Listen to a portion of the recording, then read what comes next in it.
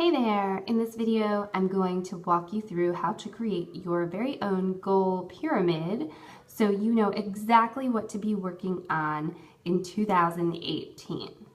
So here's where we get started. We start up at the top. So you'll have your very first top blank and you will envision for yourself, what do you want to be making in revenue per month by the end of December 31st, 2018. So even though your sales, I'm sure, typically vary from month to month, think of an average that you would love to have. So think of an entire year, divide by 12, whatever your big number for a year would be, divide by 12 and decide what would your average monthly goal be if you could hit it.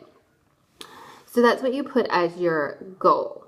Then you think in the next two boxes beneath it, they start off empty, obviously, and you think, what are the top two things I should be working on in order for that goal to happen? What are the two biggest leverage activities that will make the biggest difference on your bottom line? So these are simply examples here. This may not be true for you, but maybe you're thinking you need some extra help. You're spending too much time on activities that could be taught to someone else. So maybe you need 2 to 3 part-time VAs to work on those tasks that are taking up your time that would be better spent making products and planning marketing strategies. So then on the other side, if you want to increase your revenue, you might be thinking that your larger products do really well. And so if you create 10 new products that are priced between $20 and $40 each, that could make a big difference on your bottom line. So those are your two big dominoes that will really help you accomplish that top goal. Now we move down to the next line where we have 3 boxes. So at this point you want to be thinking, what's going to help me get my 2 to 3 part-time VAs, and what's going to help me with these 10 new products. So as far as the virtual assistants go, you realize that you should have some kind of established company culture so that anyone who's hired knows what your business is all about, what the personality is, what your values are, and those kinds of things, as well as a hiring system. You don't want to just go off the cuff, fly by the seat of your pants. You actually want to have a system in place. Then when we look over here, you think, what are 2 things, or this could also contribute to that one, but in this case, these 2 boxes I allocated to the products because what are 2 things that would really help get those products selling? And I listed epic blog posts that are related to those products. So blog posts that have content that is in alignment with what the content of those products are. And then also free opt-ins that could be included in those blog posts to get people on your email list. You could also have free resources in your store that then lead people to those new products. So it could be a small piece of the product, could be something related to the product, but the product would be the next step. So I connected these 2 because they're related and they also help push down that top domino. So now we go down to the very bottom row and we think, what are 4 things that are going to help this next row of dominoes be pushed down?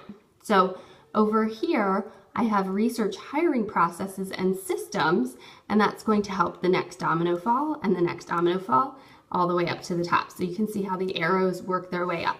So I put a star there because this is where you want to start working. So you can see we reverse engineer by starting at the top and planning our way down, but when it comes to taking action, you start at the bottom to push your way up.